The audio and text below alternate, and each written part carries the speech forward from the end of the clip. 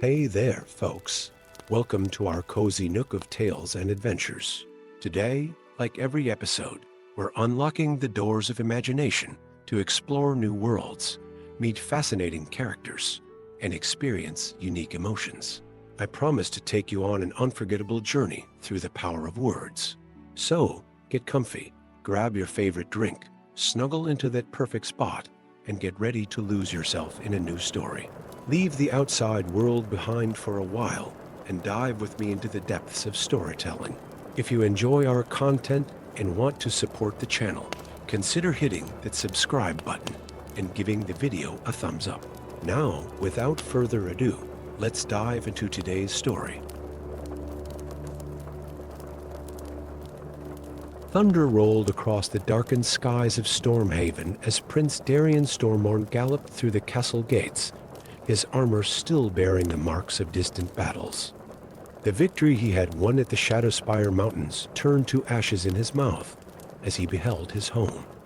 The proud banners of the storm crown hung limp and faded, and an unnatural silence gripped the usually bustling courtyard.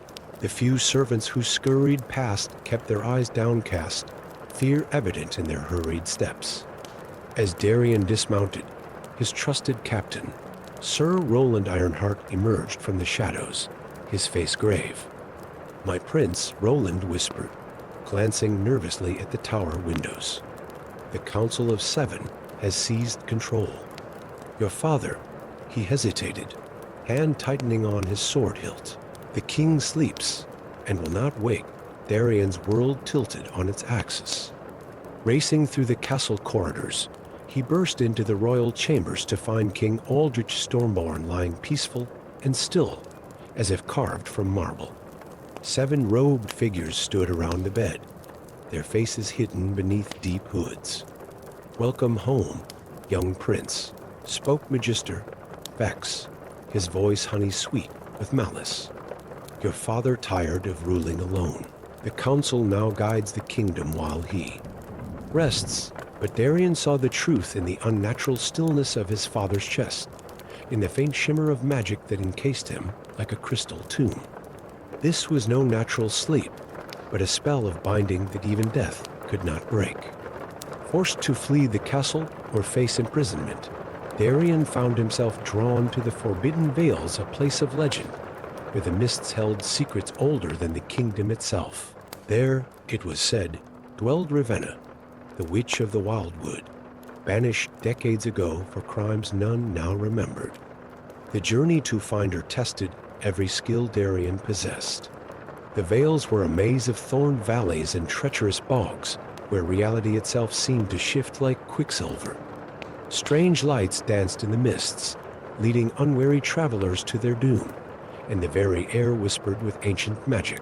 On the 7th day, as hope began to fade, Darien found her. Ravenna's cottage stood in a clearing where normal rules of nature held no sway. Flowers of ice bloomed beside summer roses, and the stars shone bright despite the noonday sun. The witch herself was nothing like the monsters of childhood tales.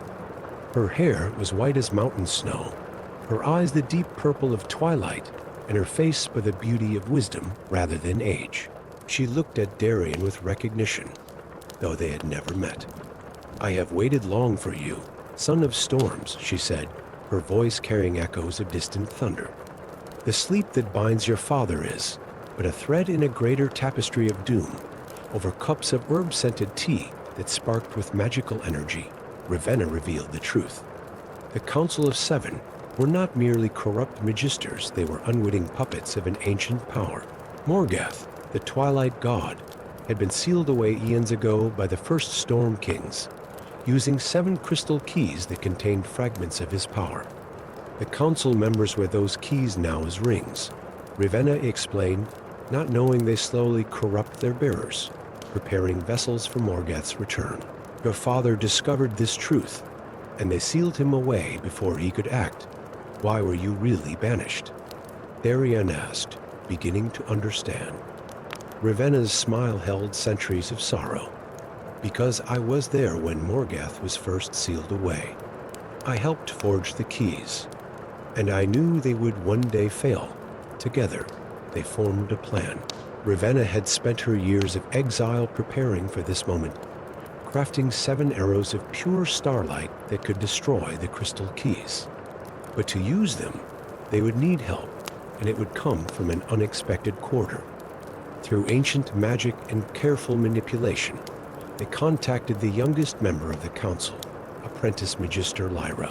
She had begun to suspect the darkness growing within her fellow council members and agreed to help from within. The final battle came on the night of the new moon, when magic ran strongest through the land.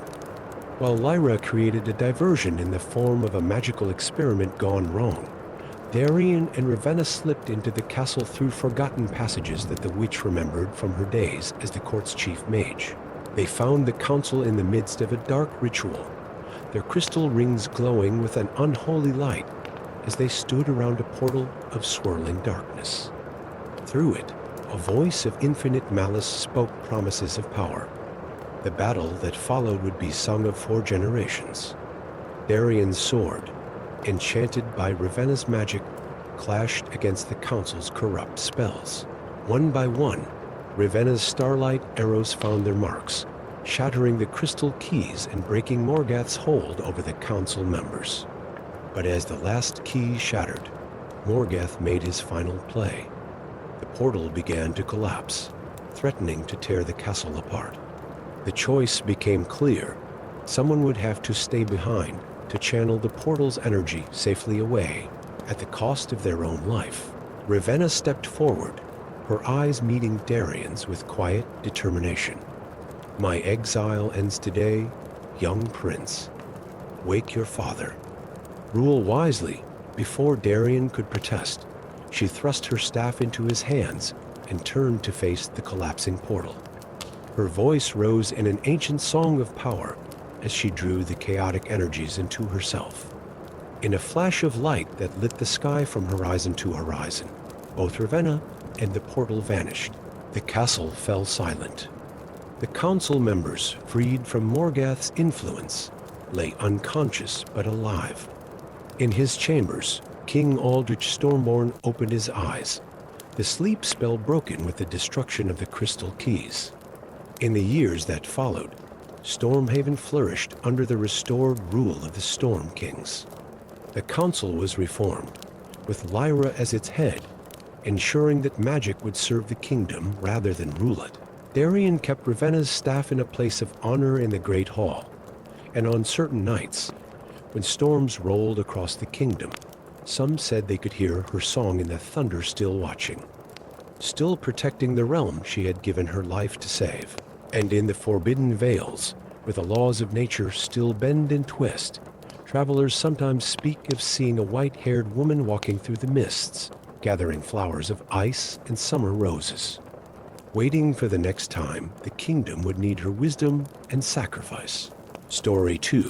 Deep within the crystal forest, where ancient trees held secrets as old as time itself, the morning light scattered through crystalline branches, casting rainbow-hued shadows upon the forest floor. Lyra Moonwhisper, her silver hair gleaming like starlight, moved silently through the ethereal landscape with a grace only a woodland elf could possess.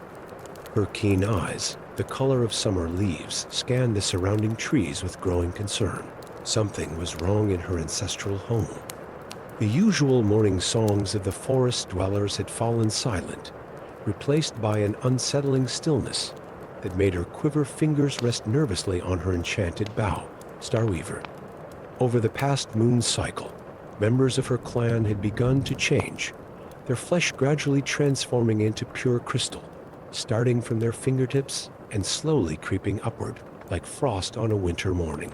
The horror had begun with the youngest little Elindra, whose laughter once echoed through the crystal groves, now stood as a perfect crystalline statue in the heart of their settlement, her frozen expression one of perpetual wonder.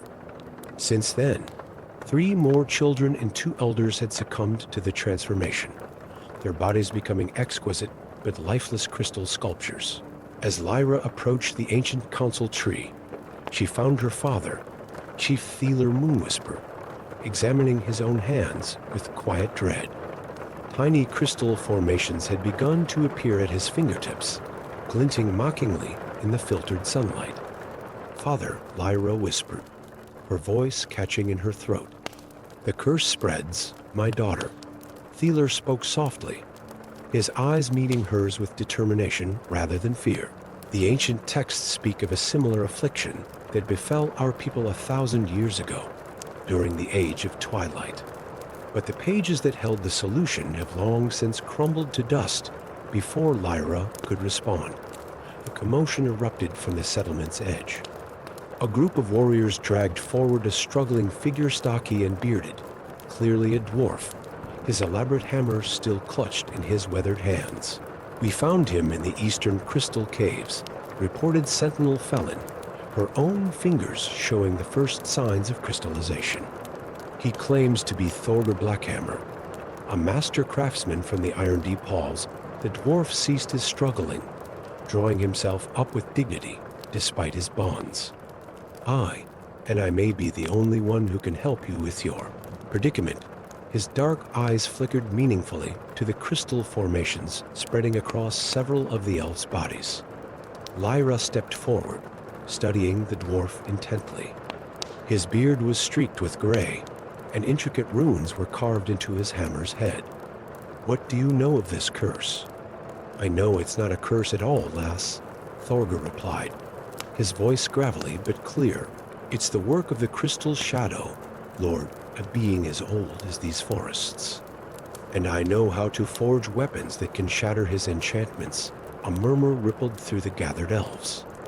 Lyra's father raised a crystallizing hand for silence. "The dwarves were our enemies in the last great war. Why would you help us?" Thorgr's expression darkened. "Because the crystal shadow lord was responsible for my exile from Irondeep. He corrupted our sacred forge fires, turning them to crystal. I've spent decades studying his magic, learning to counter it. But I need elvish moonsilver to forge the weapons that can break his power." Lyra stepped forward, her decision made before her father could speak. "I will go with him. We have no choice. Our people are turning to crystal, and time grows short." The journey that followed tested both elf and dwarf to their limits. They traversed treacherous crystal caverns where reality itself seemed to splinter and reflect in endless patterns. They fought crystal spiders with bodies like cut gems and venom that could freeze flesh into crystal in seconds. Through it all, an unlikely friendship began to form between the elegant elven archer and the sturdy dwarven craftsman. In Thorgr's hidden forge, deep within a crystal cave sanctified by ancient runes, the truth finally emerged. As they worked to forge a weapon that could break the crystal curse, Thorgr revealed what he had learned in his years of exile. "The crystal shadow lord," he explained while hammering moonsilver into an intricate blade, "was once an elf of your own clan, Lyra. During the last great war, he discovered a way to achieve immortality through crystallization. But the price was the sacrifice of his own people." Lyra's hand stilled on the bow she was stringing. "What do you mean?" "He's your ancestor, lass. The brother of the first Moonwhisper chieftain. He needs the life force of his own bloodline to maintain his crystalline form. That's why the curse always begins with the youngest. They're the easiest to transform." The revelation struck Lyra like a physical blow. The monster they faced was her own kin, and he had been feeding off her clan's life force for generations, returning every few centuries to replenish himself. The final battle took place in the heart of Crystal, a vast chamber where the Crystal Shadow Lord had made his lair. He was beautiful and terrible to behold, a being of pure crystal that shifted and flowed like liquid glass. But in his faceted eyes, Lyra could see the cold ambition that had driven him to betray his own blood. Armed with Thorgr's forged craft and her own determination, Lyra faced her ancestral enemy. Her arrows, tipped with moon silver and blessed by dwarven runes, struck true. The crystal shadow lord's form began to crack, light spilling from within. In his final moments, he reached toward Lyra with a crystalline hand. "We could have been eternal," he whispered, his voice chiming like breaking glass. "Perfect and unchanging. We were meant to grow and change," Lyra replied, loosing her final arrow. Like the forest itself, the crystal Shadow Lord shattered, and with him, the curse that had plagued her people. Throughout the crystal forest, crystallized elves returned to flesh and blood, awakening as if from a deep dream. The alliance forged between Lyra and Thorgr led to a new era of cooperation between their peoples, and the crystal forest bloomed with both elvish magic and dwarven craft. Years later, travelers would speak of the beautiful crystal sculptures that marked the path between the elvish settlements and the dwarven forges, not cursed transformations, but artworks created in partnership, capturing the light in endless rainbow patterns. And if they listened carefully, they might hear Lyra Moonwhisper telling her children the tale of how an elven archer and a dwarven craftsman saved their people, reminding them that the strongest bonds can be forged in the face of the greatest dangers. The crystal forest had known darkness, but now it shone with a light born of unity, wisdom, and the courage to face the shadows of the past. Story 3, deep within the Iron Mountains, where ancient forges hummed with the heartbeat of the earth itself, Grimhild Ironfist worked the bellows of her master's forge. The young dwarf's dark braids gleamed with copper threads woven through them, marking her as an apprentice of the sacred order of the Forge Blessed. The mountain halls around her bore the weight of centuries, their walls carved with runes that told stories of dragons and dwarves, of ancient pacts and forgotten promises. On this particular morning, something called to her from the depths of the mountain. A whisper that seemed to bypass her ears and speak directly to her soul. Following this mysterious pull, Grimhild ventured into the abandoned eastern tunnels, where few dwarves dared to tread since the great collapse a century ago. The tunnel opened into a vast chamber she had never seen before.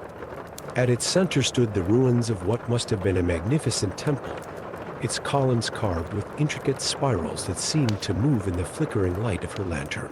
And there, nestled among fallen stones and ancient dust, lay an egg as black as the deepest night, its surface reflecting the lantern's light like polished obsidian. As Grimhild's calloused fingers touched the egg's surface, a voice spoke from the shadows. At last, the heir has come. She whirled around to face a tall figure emerging from the darkness. An elf, his silver hair cascading down shoulders draped in midnight blue robes embroidered with stars. His eyes held the wisdom of millennia, and at his hip hung a curved sword that seemed to be forged from moonlight itself. "I am Thelur Starweaver," the elf said, bowing slightly. "I have waited 3 centuries in these halls for one worthy to find this egg, the last egg of the obsidian dragonflight." Before Grimhild could respond, shouts echoed through the tunnels. Dragon hunters from the surface world had followed her trail into the mountain. Their heavy boots thundered against the ancient stone, and the smell of their torch smoke tainted the sacred air of the temple. "We must leave," Thelur urged, helping her wrap the egg in his cloak. "The egg has chosen you, young Forge daughter. You must protect it until it hatches, and then guide the last obsidian dragon to fulfill its destiny." Their journey through the wilds was perilous. Dragon hunters dogged their steps, led by the notorious Baron Shadowbane, who had made his fortune and reputation killing the last of the great dragons. But with each challenge, Grimhild's bond with the egg grew stronger. She could feel the life within it, burning like a forge fire in her mind. The egg hatched on a moonless night, deep in the whispering woods.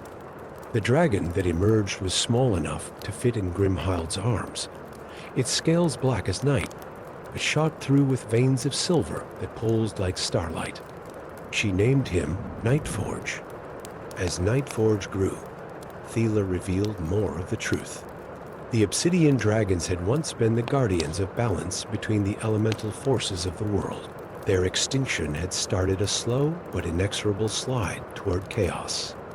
Already, the signs were showing seasons becoming erratic, magical storms ravaging the lands, and ancient wards failing across the realms. But the greater revelation came when they reached the legendary dragon's sanctuary, hidden high in the Mistspine Mountains. There, carved into walls of crystal, Grimhild found images that shook her to her core. They showed dwarves and dragons working side by side, forging weapons and artifacts of incredible power. The runes told a story not of two separate races, but of a shared heritage. Your people were not just allies to the dragons, Thieler explained gently. The first dwarves were born from dragon's fire and mountain stone, blessed with the dragon's gift of crafting and creation. That is why you could hear the eggs call, why Nightforge chose you. The truth of his words resonated in Grimhild's very bones.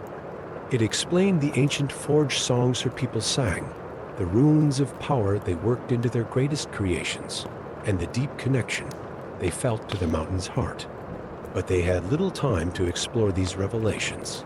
Baron Shadowbane had tracked them to the sanctuary, bringing with him an army of hunters and dark mages. The battle that followed would be sung of in both elvish ballads and dwarven forge songs for generations to come. Nightforge, though young, fought with the ancestral memory of his kind. His obsidian scales deflected spells and arrows alike, while his breath weapon not fire, but pure creative force transformed the hunter's weapons into abstract sculptures of twisted metal. Grimhild stood at his side, wielding her hammer with the skill of her forge-blessed training and the power of her newfound heritage. Together with Thieler's ancient magic, they drove back the hunters. But Shadowbane had one last weapon, a dragon-slaying spear forged with forbidden magic. In the crucial moment, as the spear flew toward Nightforge's heart, Grimhild leaped between them. The instant the spear touched her hammer, both weapons shattered in a cascade of magical energy. The release of power activated the ancient runes of the sanctuary, revealing the temple's final secret, a nexus of elemental forces that had waited centuries for the return of its guardians. With Grimhild's guidance, Nightforge took his place at the heart of the nexus. His obsidian scales began to glow with inner fire as he drew upon the combined power of dragon magic and dwarven craft to restore balance to the world. The story of Grimhild, Ironfist, and Nightforge spread throughout the realms, drawing other dwarves who heard the ancient call in their blood. The dragon's sanctuary became a place of learning and creation, where the old alliance between dragons and dwarves was reborn. And on quiet nights, when the forge fires burn low and the mountain winds whisper through ancient halls, they say you can still hear Grimhild teaching young dwarves the truth of their heritage, while overhead, a dragon with scales of night and starlight keeps watch over his people's rebirth. For in the end, it was not just about saving the last dragon, but about rediscovering a connection that had been lost to time, a reminder that sometimes the greatest treasures lie not in what we find, but in remembering who we truly are. Story 4. The ancient whisperwind forest loomed before Aldrich Lightbringer, its twisted branches reaching toward a sky heavy with storm clouds. His silver armor, blessed by the Temple of Dawn, caught what little sunlight filtered through the canopy. Reports of missing children from the surrounding villages had grown too numerous to ignore, and the legendary paladin had sworn to uncover the truth. 7 children had vanished in the past month alone. No traces, no tracks, they simply disappeared from their beds, leaving behind only the faintest scent of midnight blooms and whispered tales of shadow figures dancing in the moonlight. In the village of Millbrook, Aldrich found Sarah, a mother whose daughter had vanished 3 nights ago. She was special, Sarah whispered, fingers clutching a small wooden toy. Emma could make flowers bloom in winter. We told her to hide it, to never show anyone. But her voice trailed off into quiet sobs. A pattern emerged as Aldrich visited each grieving family. Every missing child had shown signs of magical abilities that should have been impossible for common-born children. The trail led him deeper into Whisperwind Forest, where ancient magic still lingered in the very air. As darkness fell, he discovered a hidden path marked by glowing mushrooms that pulsed like heartbeats. Following it, he came upon a clearing where a woman in dark robes stood among dancing shadows. Meve Shadowweaver, if the villagers' whispers were to be believed, a witch who had haunted these woods for generations. Drawing his blessed sword Dawnfire, Aldrich stepped into the clearing. But what he saw made him pause. The children were there, alive and well, practicing magic under Meve's watchful eye. Emma, Sarah's daughter, was coaxing a rosebush to bloom, her laughter echoing through the trees. "You've found us, Paladin," Meve said, turning to face him. Her eyes held not malice, but a deep weariness. "Will you listen before you judge?" The truth she revealed shook Aldrich's faith in everything he had believed. The children were being born with magic at an unprecedented rate, a sign of ancient powers awakening. The kingdom's noble houses, who had long claimed exclusive right to magical ability, were secretly hunting these children, either to eliminate them or to harness their power. "I take them to protect them," Meve explained, watching as the children practiced their gifts. "Their powers are raw, dangerous without training. Left unchecked, they could harm themselves or others. The noble houses would rather see them dead than share their precious magical birthright." Aldrich's world tilted on its axis. He had served the kingdom faithfully for decades, never questioning the order of things. But here was evidence that magic itself was changing, evolving beyond the artificial constraints of noble bloodlines. Their conversation was interrupted by the sound of horns. The king's inquisitors had followed Aldrich's trail. Led by Lord Constantin, the realm's chief magical enforcer, they surrounded the clearing with steel and sorcery. "Step aside, Lightbringer," Constantin commanded. "These children are property of the crown, their magic a threat to the natural order." In that moment, Aldrich made his choice. Dawnfire blazed with holy light as he stood between the inquisitors and the children. "The only threat to order is the lie you've maintained for generations. The battle that followed would become legend." Aldrich's blessed sword clashed against Constantin's dark magic, while Meve worked to evacuate the children through ancient pathways known only to her. But it was the children themselves who turned the tide. Emma, seeing Aldrich defending them, released her power fully for the first time. Roses erupted from the forest floor, their thorns sharp as swords, creating a barrier between them and their pursuers. Other children joined in, their untrained but pure magic manifesting in ways that defied the rigid spellcraft of the Inquisitors. Constantin, in his desperation, attempted to channel a forbidden spell that would drain the children's magic by force. The backlash shattered his own magical defenses, revealing the truth. He and many of the noble houses had been maintaining their magical supremacy through dark rituals that stole power from others. In the aftermath, Aldrich and Meve formed an unlikely alliance. The abandoned temple deep in Whisperwind Forest became a sanctuary and school for magically gifted children of all backgrounds.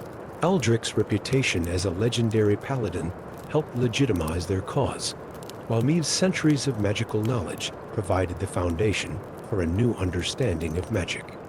The kingdom's rigid magical hierarchy began to crumble as more common-born children manifested powers, and more truth-seekers like Aldrich chose to protect them. The noble houses that had maintained their power through lies and dark magic found themselves facing a new generation of magic users who drew their power from purity of heart rather than purity of blood. Years later, visitors to Whisperwind Forest would tell tales of a strange and wonderful place where a silver-armored paladin and a shadow-robed witch taught young magic users side by side. They say that on quiet nights, you can still hear children's laughter mixing with the whisper of wind through ancient trees, and see flowers blooming in impossible colors under the light of the stars. For Aldrich, Lightbringer learned that true evil often hides behind masks of authority and tradition, while true good can be found in the most unexpected places, even in the heart of a forest, where shadows dance and children learned to make magic of their own. The missing children had never needed rescue. They had needed champions who would fight for their right to be who they were born to be. And in finding them, Aldrich had found a truth worth fighting for. That magic, like justice, belongs not to the privileged few, but to all who hold it in their hearts. Story 5. Moonlight spilled through the broken windows of Silverspire, painting the ancient elven ruins in shades of ghostly blue. Raven Nightshade moved like a shadow through the crumbling corridors, her half-elven heritage allowing her to navigate the treacherous rubble with supernatural grace. The abandoned city held countless treasures for those brave or foolish enough to seek them, and Raven had always walked the line between the two. Deep within the city's heart, in what must have once been a grand scrying chamber, she found a mirror unlike any she had ever seen. Its surface rippled like liquid silver, and the frame was carved with runes that seemed to shift and change when viewed directly. As Raven approached, her reflection fractured into 1,000 possibilities. In one, she wore the robes of an archmage. In another, she lay dead in a pool of blood. In yet another, she sat upon a throne of shadows. The mirror called to her, its magic resonating with something deep in her mixed blood. As her fingers brushed its surface, reality itself seemed to shudder. The images in the mirror began to move, showing scenes from other worlds, other possibilities. Raven watched, transfixed, as versions of herself lived out countless different lives. But something was wrong. The reflections began to darken, twisting into nightmarish shapes. From the depths of the mirror emerged a figure that made Raven's blood run cold. Herself, but not herself. This version wore armor of crystallized shadow, her eyes glowing with malevolent power, leading an army of spectral warriors. "Hello, sister," the dark Raven smiled, stepping fully into reality.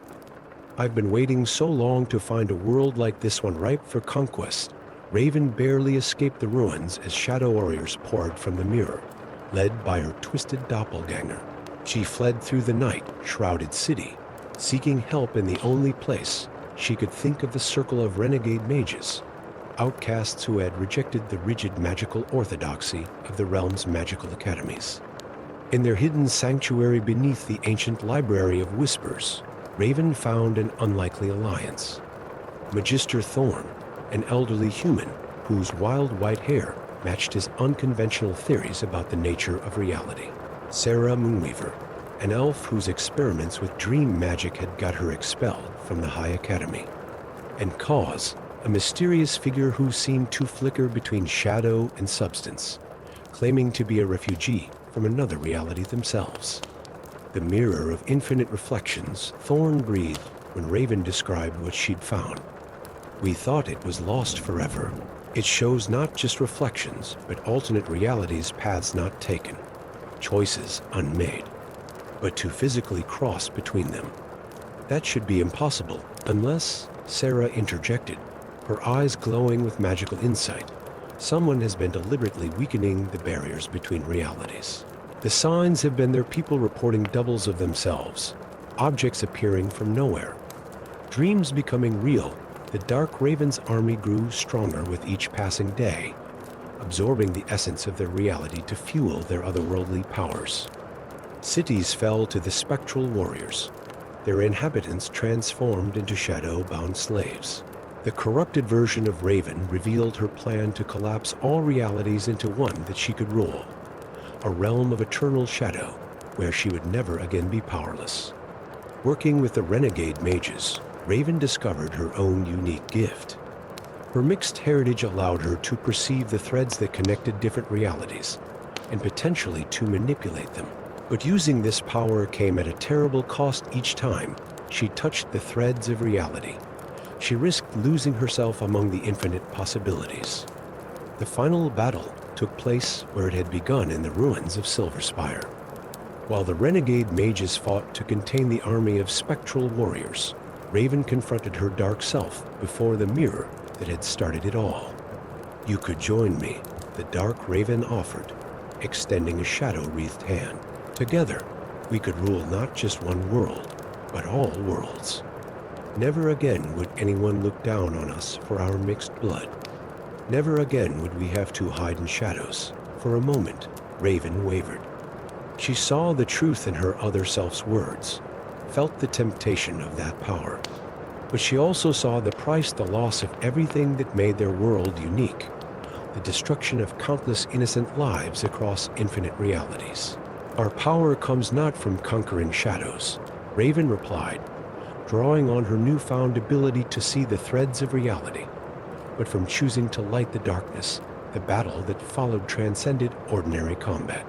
The two ravens fought across multiple realities simultaneously, their powers warping the fabric of existence itself. But in the end, it was not strength that determined the victor, but choice. While the dark raven sought to dominate reality, Raven learned to work with it, using her connection to the threads of existence to weave a new pattern. With the help of the renegade mages, she created a prison between realities, a space where her dark self and her army would be contained, unable to threaten any world. The price was high. To maintain the prison, Raven had to sacrifice her ability to see the threads of reality, leaving her with only her original talents as a thief and scout. But as she stood in the ruins of Spire, watching the sun rise over a world saved from shadow, Raven felt at peace with her choice. The mirror of infinite reflections was shattered, its fragments scattered across multiple realities where they could never be reassembled. The circle of renegade mages offered her a place among them, but Raven chose a different path. She returned to her life of adventure, but now with a deeper understanding of the power of choice and the responsibility that came with power. They say that on nights when the moon is full and reality grows thin, you can still see shadows moving in the ruins of Spire. But they are just shadows now, nothing more. And if sometimes a thief with mixed elven blood stops to watch them dance, she smiles, knowing that of all the infinite possibilities she glimpsed in the mirror, she chose the right one. For in the end, it was not the grandest or most powerful version of herself that proved the strongest, but the one who understood that true power lies not in dominating reality, but in preserving the infinite possibilities that make it beautiful. Story 6. In the depths of the crystal forest, where ancient trees stretch their crystalline branches toward an ever-twilight sky, Lyandra's keen elven eyes traced the familiar pattern of disappearances on her bark scroll map. 7 of her kin had vanished in the past moon cycle, leaving behind nothing but scattered leaves and the faintest trace of magic that even her heightened senses could barely detect. The forest itself seemed to hold its breath. The usual symphony of twilight birds had fallen silent, and the luminous flowers that normally cast their soft blue glow across the forest floor had dimmed, as if sensing the growing shadow that crept through their realm. Lyandra's fingers instinctively tightened around her moonsilver bow, a family heirloom passed down through generations of Crystal Grove guardians. As she knelt to examine the ground where her cousin Felindril had last been seen, something caught her eye, a faint etching in the crystalline bark of a nearby tree. Unlike the flowing script of her people, these runes were angular and deep, bearing the unmistakable mark of dwarven craft. Her heart quickened. Dwarves hadn't been seen in these woods since the great sundering 3 centuries ago, when the alliance between the two races shattered like dropped crystal. The trail of runes led her deeper into the forest, where the trees grew so dense, their crystalline canopy blocked out even the twilight sky. Here, in the heart of the grove, she found more runes, forming a complex pattern that pulsed with a faint, sickly light. She recognized enough of the ancient script to know this was no ordinary magic. These were binding runes, the kind used to seal away great evils. Lyandra knew of only one person who might understand these markings, Thorgr the Exile, a dwarf who had turned his back on his people's traditions to study forbidden magics. The elders spoke his name in whispers, warning the young ones to stay away from his tower at the edge of the Twilight Mountains. But as she traced the runes with trembling fingers, she knew she had no choice. The journey to Thorgr's tower took 3 days, each step taking her further from the familiar crystal-lit paths of her home. The tower itself was a contradiction built of black stone, but etched with delicate runes that spiraled up its surface like vines. When she knocked, the door swung open on silent hinges. Thorgr was nothing like the stories painted him. Instead of a wild-eyed madman, she found a thoughtful figure with eyes as deep as mine shafts and a beard braided with crystals that caught the light. "I wondered when one of your kind would come," he said, gesturing her inside. "The shadows have been growing hungry over cups of glowing mushroom tea." Thorgr explained the terrible truth. The runes she'd found were part of an ancient seal, crafted jointly by elves and dwarves in an age when the two races still trusted each other. They had imprisoned entities from a realm of living shadows, beings that fed on magical essence, and elven blood ran richest with such power. "The seal is failing," Thorgr said grimly. "Your missing kin aren't dead. They've been pulled through weakening points in the barrier between worlds. The shadows are growing stronger with each feeding. How do we stop them?" Lyanndra demanded, her hand unconsciously reaching for her bow. "There is a way," Thorgr said slowly, "but you won't like it. The original seal was powered by the combined magic of elf and dwarf. To strengthen it, we'll need to recreate that union with blood magic." Lyanndra recoiled. Blood magic was forbidden by both their peoples, seen as a corruption of natural law. But as Thorgr explained further, she realized the elegant symmetry of the solution. The original seal had been created through cooperation between their races. Its renewal would require the same trust. Together, they worked through the night, Thorgr teaching her the complex runic patterns while she shared her people's knowledge of forest magic. When dawn approached, they set out for the heart of the crystal forest, where the barrier between worlds was thinnest. They found the shadow portal growing like a dark wound in the air, tendrils of darkness reaching out to grasp at the crystalline trees. Around it, the missing elves hung suspended in a ghostly dance, their essence slowly being drained to feed the growing rift. The ritual required precise timing and absolute trust. As Thorgr began chanting in the ancient dwarven tongue, Lyanndra knocked an arrow to her moonsilver bow. At the crucial moment, they each drew blood Thorgr with a ceremonial knife, Lyanndra by pricking her finger on her arrow's tip. Their blood mingled on the arrowhead, and when she loosed it into the heart of the portal, the magic sparked like lightning. The shadows fought back, whipping around them in a furious storm.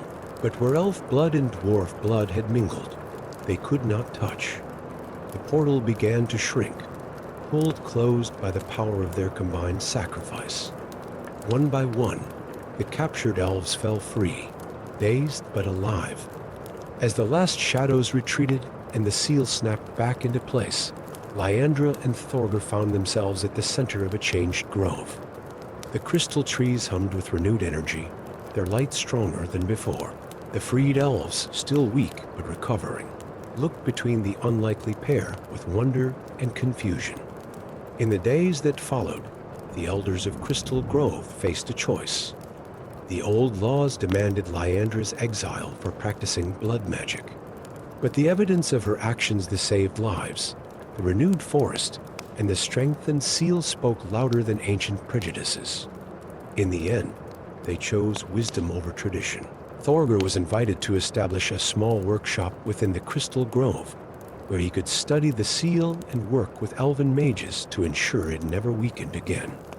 It was a small step, but perhaps the first toward healing the rift between their peoples. Lyanndra often visited him there, bringing questions about runes and sharing knowledge of forest magic. Sometimes in the quiet evening hours, they would sit beneath the crystal canopy and speak of other seals that needed breaking, not those that held back shadows, but the ones that had kept their peoples apart for so long. And in the heart of the crystal forest, where elf magic and dwarf craft now mingled freely, the trees grew stronger than ever, their crystalline branches reaching toward a sky that no longer held any shadows at all. Story 7. The golden spires of Solaria pierced the dawn sky like sunlit swords, their ancient magic catching the first rays of morning and casting them across the sleeping city below. In the highest tower of the royal palace, Prince Drakkar stood before the circle of seers, his heart pounding against his ceremonial armor as the prophecy echoed through the chamber. The crowned prince of Solaria shall bring darkness to the realm. The chief seer's voice resonated, her blind eyes gleaming with otherworldly light.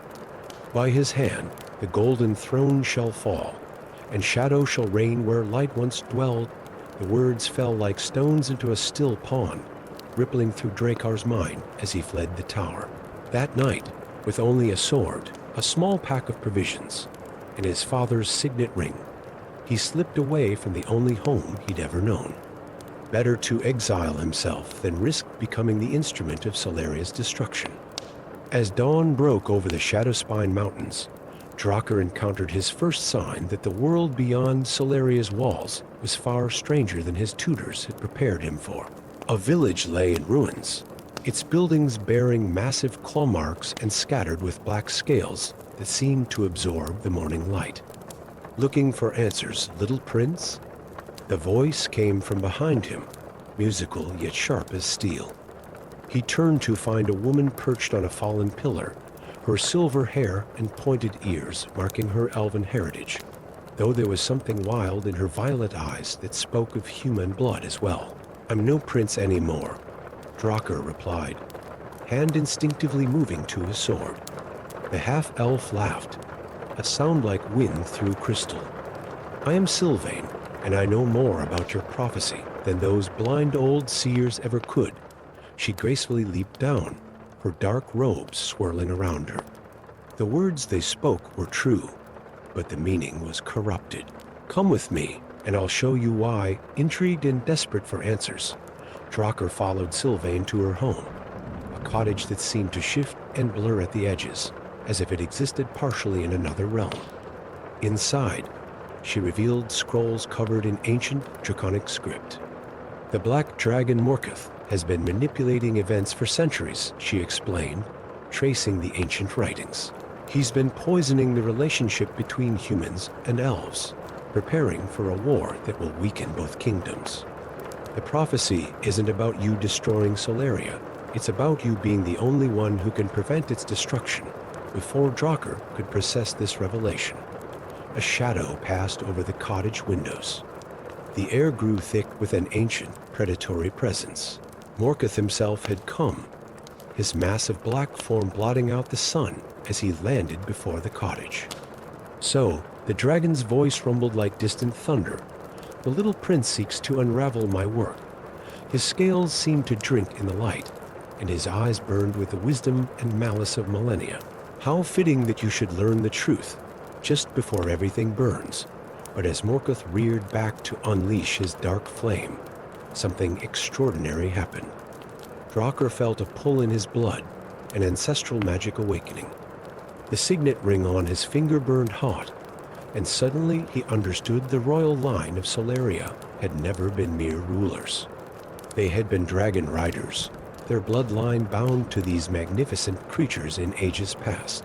Acting on instinct, Drakkar raised his hand toward Morketh, speaking words in ancient draconic he hadn't known he knew.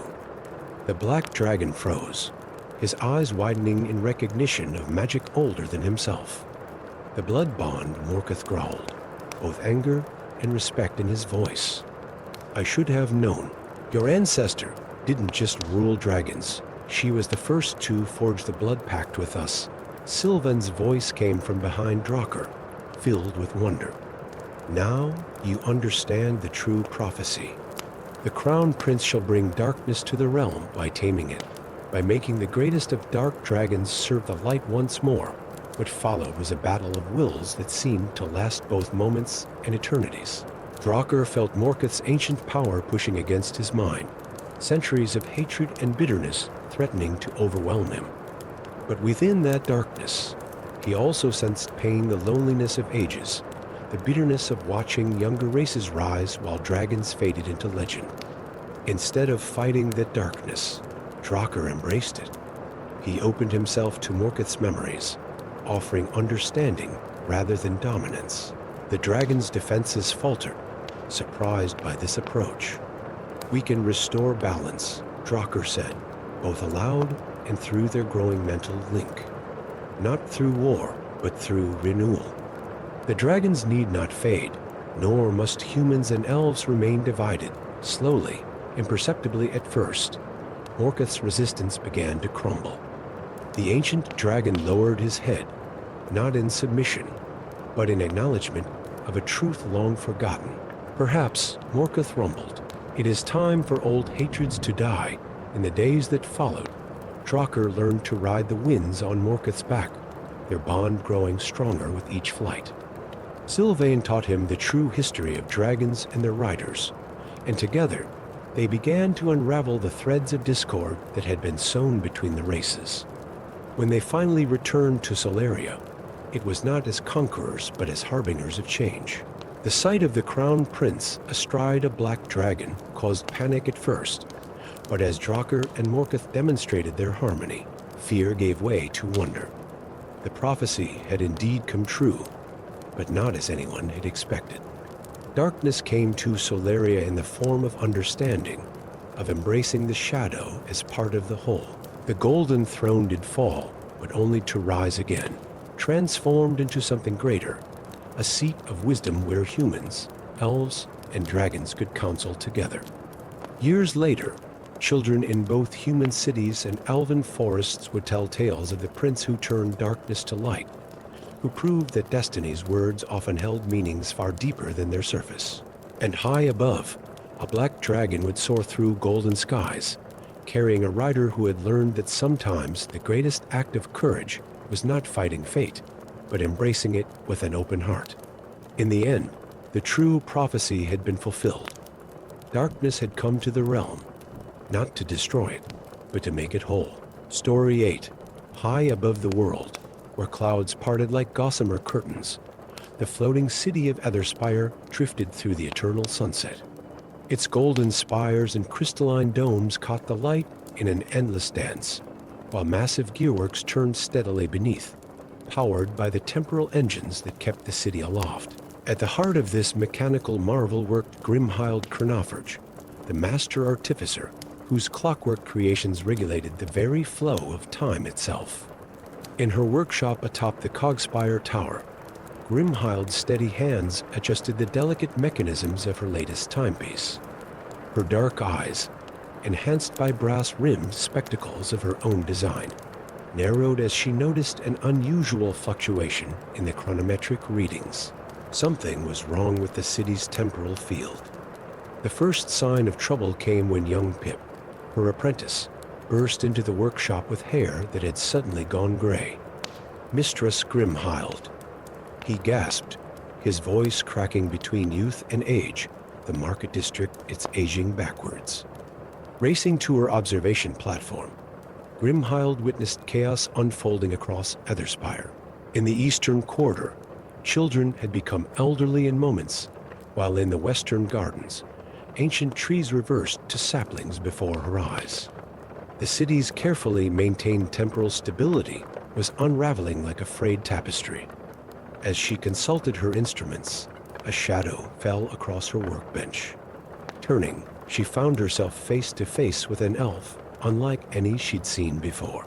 His skin bore swirling marks that shifted like flowing time itself, and his eyes held the weight of centuries. "I am Phalar," he said, his voice echoing strangely as if speaking from multiple moments at once. "I've been watching the time streams, and your city is tearing them apart."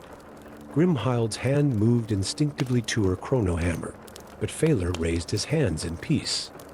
"I'm here to help. I can see the lines of time, all possible paths, all potential futures. And in every future where I don't help you, Spire falls. Together, they raced through the city's increasingly chaotic streets. Phalar's ability to see temporal distortions guided them past dangerous pockets where time flowed like quicksand.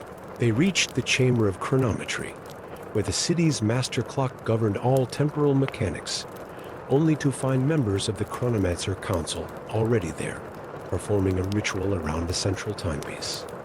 "Stop!" Grimhild shouted, but it was too late. The council members turned to face them, their eyes glowing with an unnatural light. The seals must be maintained. They spoke in unison, their voices distorted. The prisoner must remain bound. Phalar's marks began to pulse. The truth reveals itself, he whispered. Your city wasn't built to float, it was built as a prison. Through his temporal sight, they saw the truth. Centuries ago, the combined forces of elves and dwarves had imprisoned a being of pure temporal energy, a chronivore that fed on time itself. Spire's clockwork mechanisms weren't just keeping the city aloft. They were maintaining a temporal prison. But the council had been corrupted by proximity to the chronivore, slowly feeding it power in exchange for temporal manipulation abilities.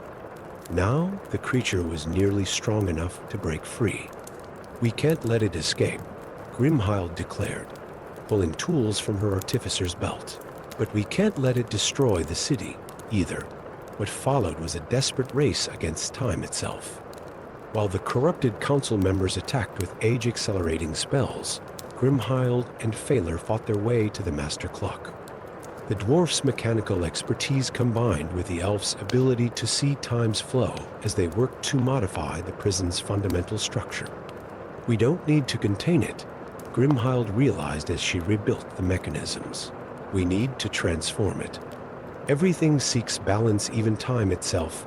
Using principles of dwarven engineering and elven temporal magic, they began converting the prison into a symbiotic system. Instead of fighting against the chronover's power, they would use it to stabilize the city's temporal field. The creature fought back, warping time around them. Grimhild felt herself aging and rejuvenating in waves, while Phalar's temporal marks blazed like stars. But slowly, steadily, the new system took hold. The chronivore, faced with a choice between destruction and symbiosis, chose adaptation. Its temporal energy flowed through Grimhild's reconstructed mechanisms, no longer contained but channeled, becoming one with the city's heartbeat. As the temporal storms subsided, Spire found a new equilibrium. The corrupted council members, their connection to the chronivore broken, collapsed and began to age normally again. Throughout the city, time resumed its proper flow, though pockets of unusual temporal energy remained as reminders of what had nearly been lost. In the aftermath, Grimhild and Phalar worked together to establish a new order. The chronover's power, properly channeled, allowed for controlled temporal manipulation that benefited all of Spire's citizens. Under their guidance, the city became a place where time was not just measured but understood, where the wisdom of dwarven craft and elven magic combined to create wonders never before seen. The workshop atop Cogspire Tower expanded to become a school of temporal studies, where Grimhild's practical knowledge and Phalar's temporal sight trained a new generation of chronomancers who understood the responsibility of their power. And if visitors to Spire sometimes noticed that time moved a little strangely around the edges, or that certain streets seemed to echo with moments from the past and future well, that was simply part of life in a city where time itself had become not just a force to be measured, but a partner in the dance of existence.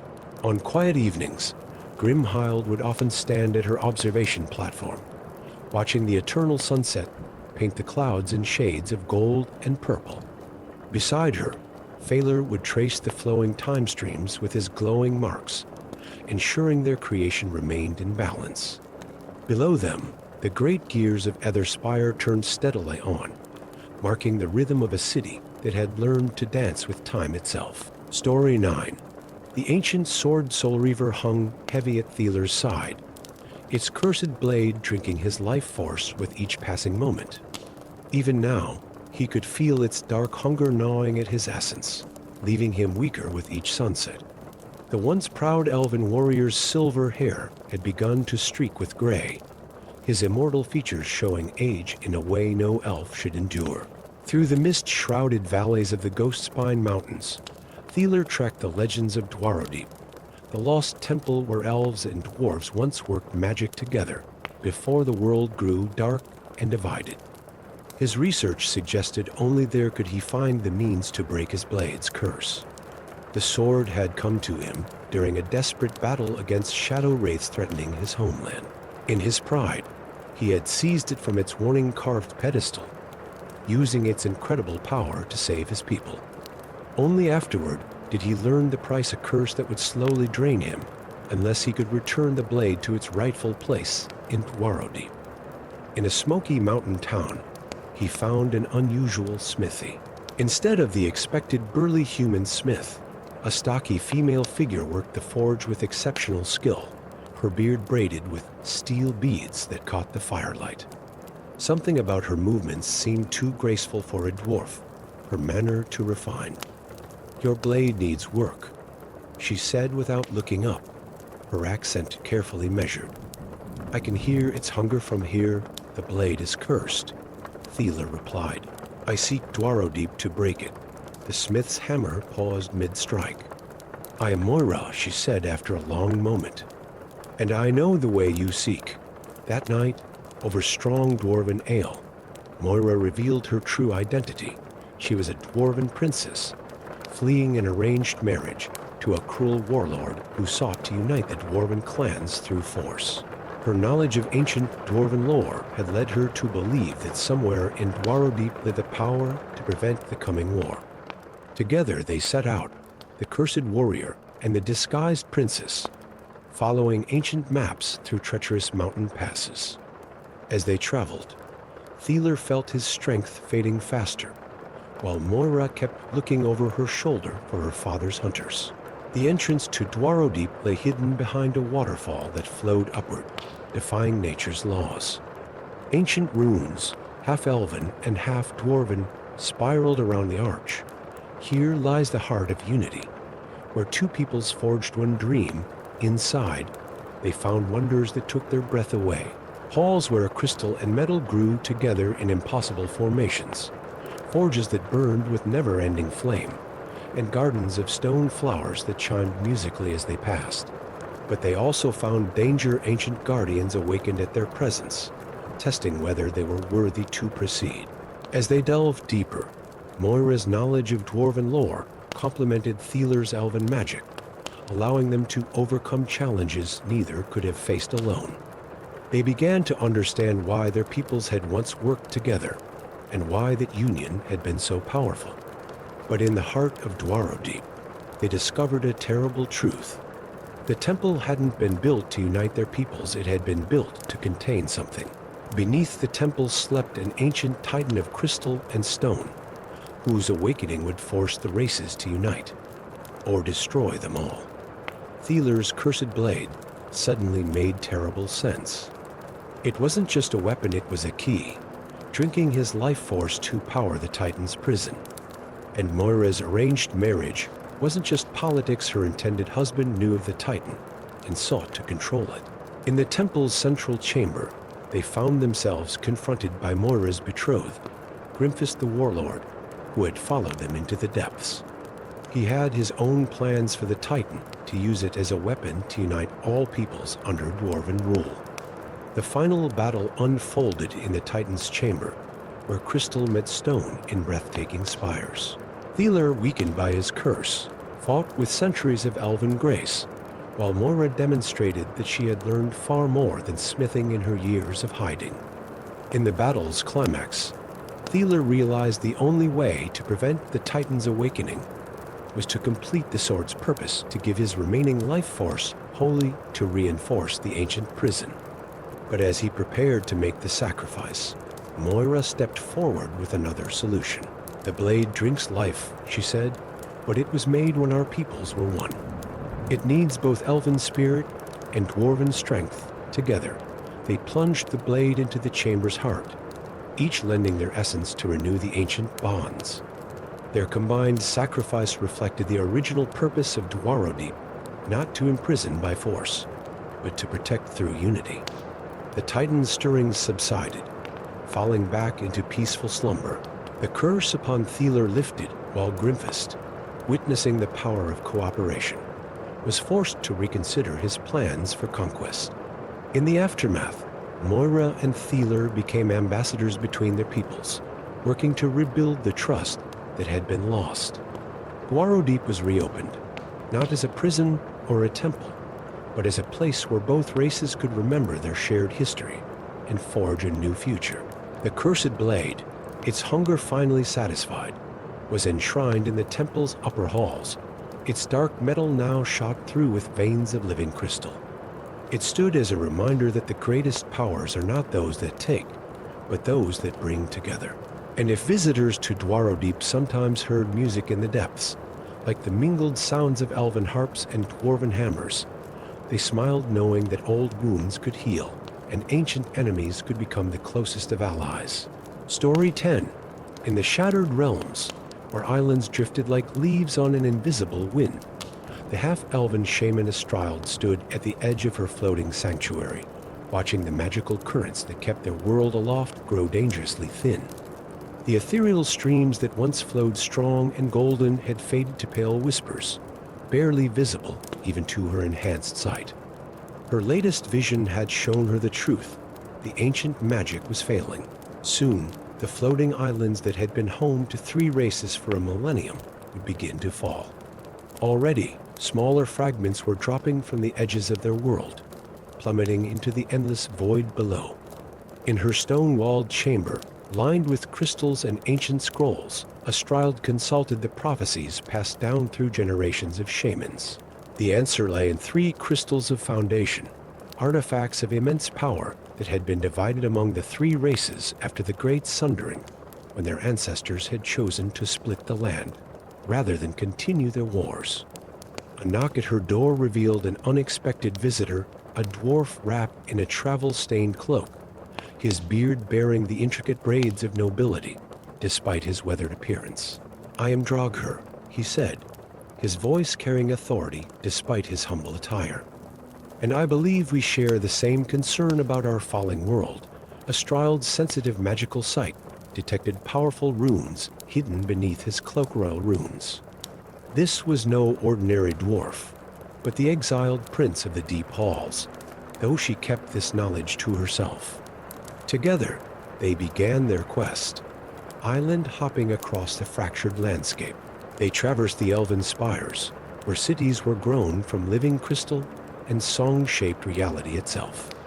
In the human kingdoms of the Central Isles, they walked through floating markets and gardens suspended by ancient enchantments.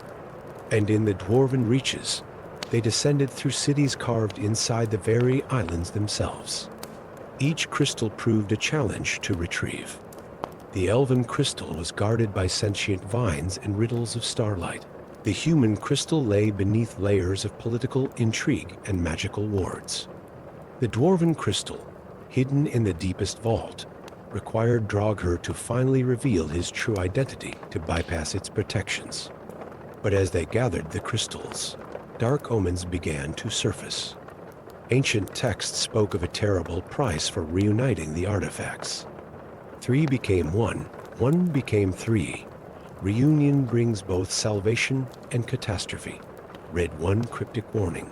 The truth revealed itself at the heart of the world, a floating temple at the very center of the Shattered Realms. The crystals weren't just keeping their world afloat, they were keeping something contained. The ancient spell that had split their world had been cast not out of spite, but necessity. Below them, in the void, something vast stirred. The original sundering had been performed to trap an entity of chaos, a being that would have destroyed their civilization entirely had their ancestors not sacrificed the unity of their world to imprison it. If we reunite the crystals, we save our world from falling, but release what lies below, Estrald whispered, her shamanic senses overwhelmed by the enormity of what they faced. And if we do nothing, our world falls anyway, Drogher added grimly. Their decision was made for them when the magical currents holding up the nearest islands began to fail catastrophically. As populations fled to more stable islands, overcrowding and panic threatened to reignite ancient hostilities between the races. In a desperate gamble, Estrald proposed a third option using the crystals not to restore the world to its original form, but to create something new. Instead of fighting the chaos below, they would channel its power to reshape their reality. The ritual required representatives from all three races. As word spread of their plan, ships and flying creatures brought elven sages, human wizards, and dwarven rune masters to the heart of the world. Together, they would attempt magic unseen since the world was young. As Estrald began the ritual, Draugr used his royal blood to activate ancient dwarven mechanisms within the temple. The three crystals rose into the air, their light growing blindingly bright as they drew power from the chaos entity below. The world itself seemed to hold its breath as the crystals spiraled around each other. Then, with a sound like the ringing of the world's largest bell, they shattered not into fragments, but into countless motes of light that spread throughout the shattered realms. The floating islands began to move, but instead of falling, they drew together into new configurations. Bridges of pure light formed between them, creating networks of connection while maintaining the separation that had become part of their people's identity. The chaos entity's power was not destroyed or contained, but transformed into the very force that held their new world together. In the years that followed, the shattered realms became known as the United Realms, though not in the way their ancestors might have envisioned. Each race maintained their own territories, but connected by bridges of light that made trade and travel easier than ever before. Estrald established a new order of shamans, teaching others to monitor and maintain the new magical currents that held their world together.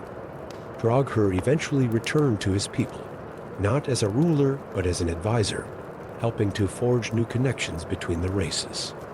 And if sometimes in the spaces between islands, travelers claimed to see shapes moving in the void, they were no longer viewed with fear, for their world had learned that chaos and order, unity and division, were not opposites to be fought over, but elements to be balanced.